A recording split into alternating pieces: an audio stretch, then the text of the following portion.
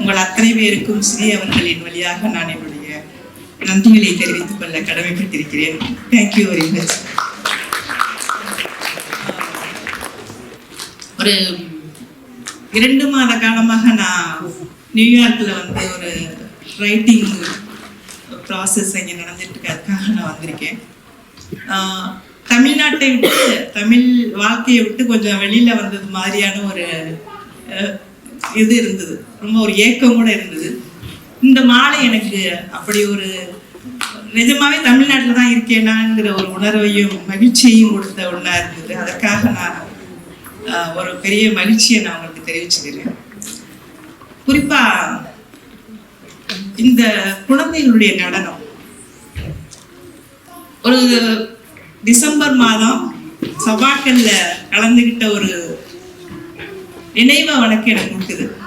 அந்த அளவுக்கு எவ்வளவு சிறப்பாக இவங்க வந்து இங்க இருந்துகிட்டு நம்முடைய கலாச்சாரம், நம்முடைய நடனம், நம்முடைய மொழி இது எல்லாத்தையும் கையில எடுத்துக்கிட்டு அதை வந்து இவ்வளவு சிறப்பாக செஞ்சு முடிச்சிருக்காங்க அப்படிங்கிறத பார்க்குறப்போ பெருமிதமாக இருக்கு. ஏன்னா நம்ம தொலைதூரத்திற்கு வந்து விட்டாலும் கூட நம்முடைய உணர்வுகளையோ அல்லது நம்முடைய மொழியையோ நம்முடைய கலாச்சாரத்தையோ நம்முடைய பண்பாட்டையோ நம்முடைய இலக்கியங்களையோ நம்ம விட்டு வெளியில வந்தாலும் கூட தொலைதூரத்துக்கு வந்துட்டாலும் கூட அதை நம்ம தொடர்ந்து பற்றி கொள்வது என்பது ரொம்ப முக்கியமான ஒரு விஷயம். இங்க இருக்கக்கூடிய ஒவ்வொரு பெற்றோரும் அதை தான் நீங்க செஞ்சிருக்கீங்க. அதற்காக உங்க அத்தனை பேருக்கும் என்னுடைய நன்றிகளையும் வாழ்த்துக்களையும் தனிப்பட்ட முறையில நான் சொல்லணும்னு நான் நினைக்கிறேன். நடனத்துல பாக்குறப்போ ஒவ்வொரு குழந்தைகளுடைய முகத்திலையும் தெரிந்த அந்த பாவனைகள் ஒரு கைதேர்ந்த நடனத்தையும் நடன கலைஞரிடம் அவர்கள் வந்து தங்களுடைய நடனத்தை கற்றிருக்கிறார்கள் அப்படிங்கிறத என்னால புரிஞ்சுக்கிற முடியுது. ஒவ்வொரு குழந்தையுடைய முகத்திலையும் அந்த அவ்வளவு எக்ஸ்பிரஷன்ஸ், உணர்வுகள் அவ்வளவு வெளிப்படுத்தி அவங்க டான்ஸ் ஆடினாங்க. நிச்சயமா அது ஒரு கடமைக்கான ஒரு டான்ஸா இல்லை. பல இடங்கள்ல நான் பார்த்துருக்கேன். பிற நாடுகளுக்கு போறப்போ நடனம் அவங்க எப்படி கத்துக்கிட்டு இருக்காங்க. நார்வேல போயிருந்தப்போல பார்த்துருக்கேன். ஆனா இந்த அளவுக்கு அந்த முகத்துல அவங்களுடைய உணர்வுகளை காட்டினதாக இருக்கட்டும் அல்லது அவங்களுடைய நடனத்தினுடைய திறமையான நடனமாக இருக்கட்டும் ரொம்ப சிறப்பா இருந்தது. ஒவ்வொரு குழந்தைக்கும் என்னுடைய மனமார்ந்த வாழ்த்துக்கள்.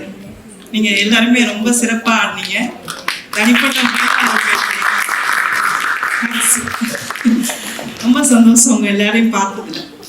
ஏன்னா ஒரு குழந்தைகளுடைய விருப்பங்களுக்கு அவங்களுக்கு வந்து அவங்க கிட்ட இருக்கக்கூடிய திறமைகளை வழியில கொண்டு வர்றதுக்காக நீங்க இந்த 2.5 வாரமாக தொடர்ச்சியாக அவங்களுக்காக நீங்க நேரம் ஒதுக்கி நீங்க கூட்டு வந்து பயிற்சி கொடுக்கறதுக்காக நீங்க உங்களுடைய டைமை ஸ்பெண்ட் பண்ணியிருக்கீங்க. இது எல்லாத்தையும் நினைக்கிறப்போ குறுகிய காலத்துல மிக சிறப்பான ஒரு நிகழ்ச்சியை நடத்தி முடிச்சிருக்கிறதுக்கு ரொம்ப மிக முக்கியமான ஒரு விஷயம் நான் நினைக்கிறேன். ஏன்னா நமக்கு வந்து எவ்வளவு வேலைகள் இருக்கணும். அமெரிக்காவுடைய வாழ்க்கை, ஒவ்வொருத்துடைய வாழ்க்கையை நம்ம பார்த்துட்டு இருக்கிறப்போ எவ்வளவு பிஸியான ஒரு வாழ்க்கை, எப்படி நீங்க ஓடிட்டே இருக்கீங்க அப்படிங்கிறத நான் பார்த்துருக்கேன். இருந்தாலும் கூட இவ்வளவு சிறப்பாக இது எல்லாத்தையும் நீங்க குழந்தைக்காக உங்களுடைய டைமை ஸ்பெண்ட் பண்ணியிருக்கீங்க. அவங்களுக்கு நீங்க கூடவே இருந்திருக்கீங்கிறது சப்போர்ட்டிவ், மாரல் சப்போர்ட்டிவ்ங்கிறது ரொம்ப முக்கியமான ஒரு விஷயம். அப்படி ஒரு சப்போர்ட்லாம் எங்களுக்கு கிடைக்கலங்கிறதா எங்களுடைய லைஃப் அந்த காலத்துல இருந்தது. இன்னைக்கு பெண்களுடைய மகளிர் தினம் அப்படிங்கிறது வந்து ரொம்ப ஒரு பேஷனா மாறி இருக்கு பல இடங்கள்ல. அதனுடைய முக்கியத்துவம் தெரியாம பல இடங்கள்ல அது கோலப்போட்டி நடத்துவாங்க, சில இடங்கள்ல வேற விதமாக கொண்டாட பார்ப்பாங்க, வந்து அழகி போட்டியெல்லாம் நடத்துவாங்க. அதெல்லாம் நம்ம வந்து உண்மையிலேயே ஒரு மகளிர் தினம் அப்படின்னு நம்ம ஏற்றுக்க முடியாது.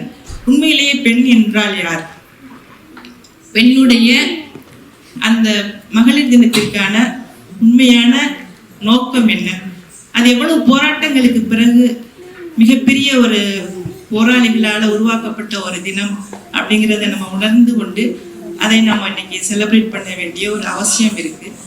அந்த போராட்டத்தின் வழியாக தான் இன்னைக்கு பெண்கள் இத்தனை உரிமைகளையும் நாம் பெற்றோர்களாக வாழ்ந்து கொண்டிருக்கிறோம். பல நாடுகளில் வந்து பெண்களுக்கான அந்த உரிமைகள் இன்றைக்கும் கிடைக்காத ஒரு சூழ்நிலை தான் இருந்துட்டு இருக்கு. பெண் அப்படின்னா நமக்கு தெரியும் எவ்வளவு டிஸ்கிரிமினேஷன் பெண்ணுக்கு எதிராக எந்த நாட்டிலேயே இருந்தாலும் நடந்துகிட்டு இருக்கு அப்படிங்கிறத. பெண்ணுடைய உடல், பெண்ணுடைய சுதந்திரம், பெண்ணுடைய உரிமை, பெண்ணுக்கான வாழ்க்கை, இது எல்லாமும் அவ்வளவு எளிதாக கிடைக்கக்கூடிய ஒரு விஷயமா இன்னைக்கும் இல்லை.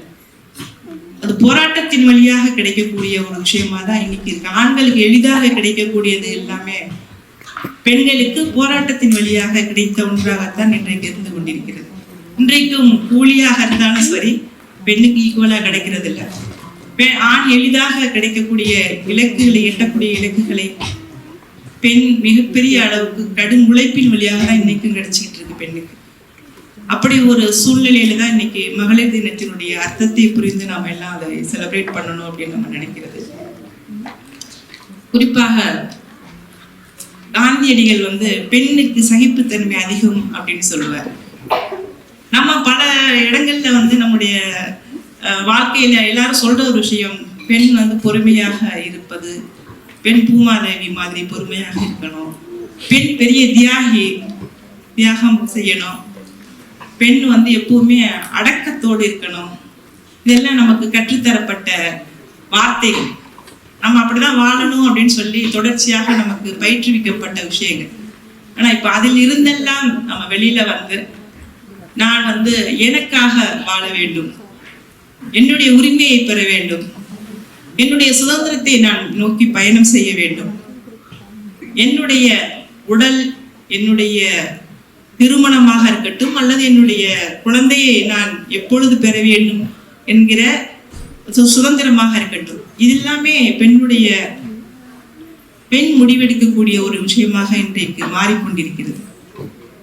துரதிருஷ்டவசமாக பெண் உடல் மீதான உரிமை கூட பல இடங்களில் இருக்கிறதில்லை.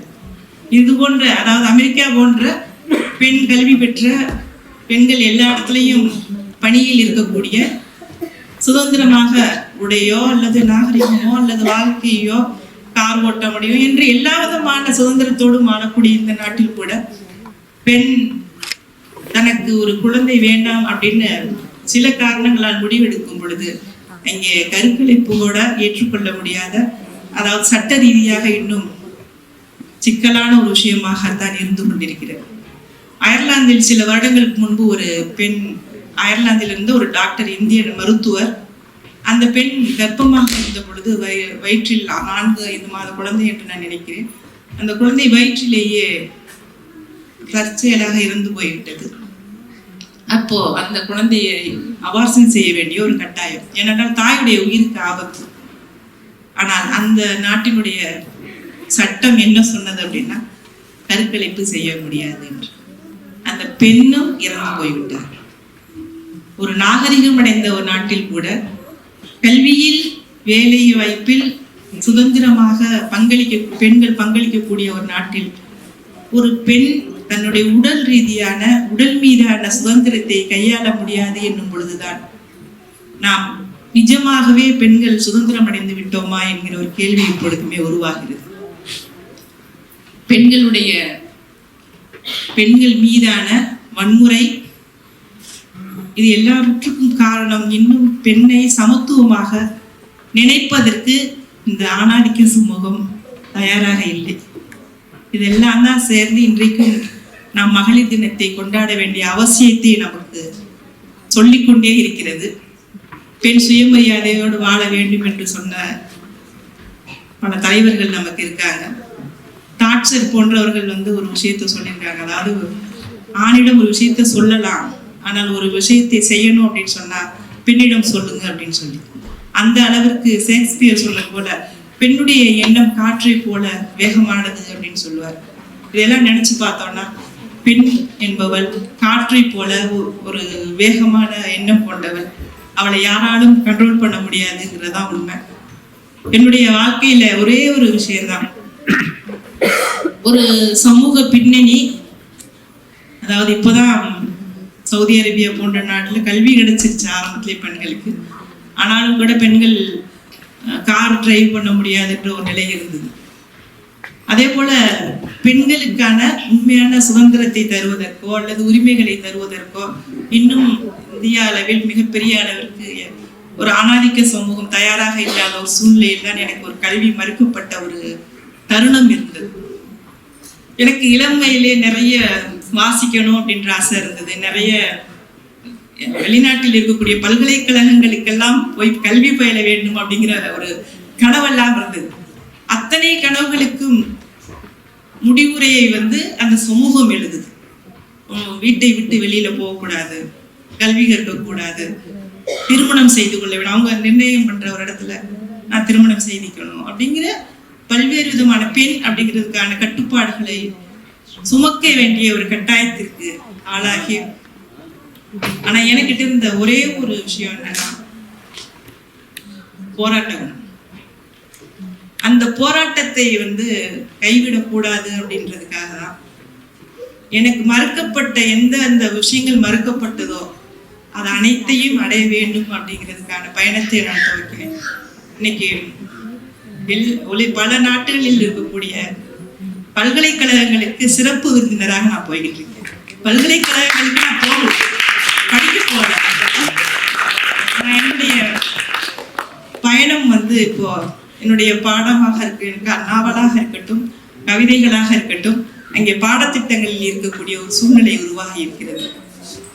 எல்லாமே ஒரு போராட்டத்தின் வழியாக கிடைத்த வெற்றி என்று தான் நினைக்கிறேன்.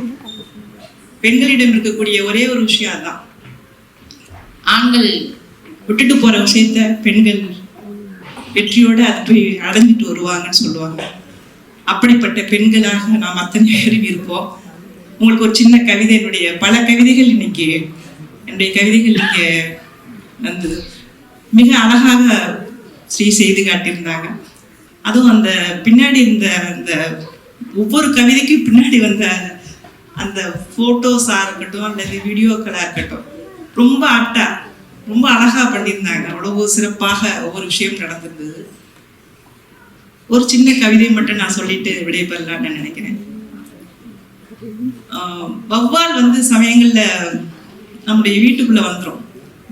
அதுக்கு வெளியில போக தெரியாது. அப்போ உள்ள சுத்திட்டே இருக்கும், ஃபேன்ல எல்லாம் அடிபட்டு விடுவோம். அதை பத்தின ஒரு சின்ன கவிதை. அதாவது அறைக்குள் வந்த வௌவால் தான். அது என்ன பண்ணும்னா, மின்விசிறியில் சுவற்றில் பட்டி தெரிக்கும் வௌவால். தொலை தூரங்களில் இருந்து கடலின் நீளத்தையும் மலைகளின் கூட்டங்களையும் கடந்து வருகிற பறவைகள் தொலைப்பதில்லை தம்முடைய வழி. நமக்கு தெரியும், ஒவ்வொரு நாட்டில இருந்தும் பறவைகள் வேடந்தாங்களுக்கு வரும். எந்த இடத்துல அது தன்னுடைய இலக்கை விட்டுட்டு அது திரும்பி போனதில்லை. வருஷம் வருஷம் திரும்பி வரும். அதுபோல நம்முடைய இலக்கை நாம் நிர்ணயம் செய்து கொண்டு ஒவ்வொரு பெண்களும் பயணம் செய்வோம் என்று கேட்டுக்கொள்கிறேன். உங்கள் அத்தனை பேருக்கும் என்னுடைய மனமார்ந்த, மறுபடியும் சொல்லிக்கிறேன், இந்த குழந்தைகளுக்கு என்னுடைய மனமார்ந்த வாழ்த்துக்கள். அவர்கள் ஒவ்வொருவரும் தன்னுடைய வாழ்க்கையில் மிகப்பெரிய வெற்றியாளர்களாக வருவார்கள், வர வேண்டும் என்று வாழ்த்துகிறேன். உங்க அத்தனை பேருக்கு என்னுடைய மனமார்ந்த வாழ்த்துக்கள். சிறிய தற்செயலாக நான் சந்திச்ச ஒரு நிகழ்வில், தற்செயலான ஒரு சந்திப்பு தான். மறுபடியும் நாங்கள் மீட் பண்ணுவோம் அப்படின்னு எனக்கு தெரியாது. ஆனா இப்போ ஸ்ரீ வருங்காலத்துல என்னை மறந்தா கூட நான் அவங்கள மறக்க மாட்டேன். நான் அந்த அளவுக்கு ஒரு நெகிழ்ச்சியான ஒரு தருணமாக இந்த மகளிர் தின விழாவை மாற்றி தந்திருக்கிறார். உங்கள் அத்தனை பேருக்கும் என்னுடைய நன்றிகளையும் நான் தெரிவித்துக் கொள்கிறேன். நன்றி, வணக்கம்.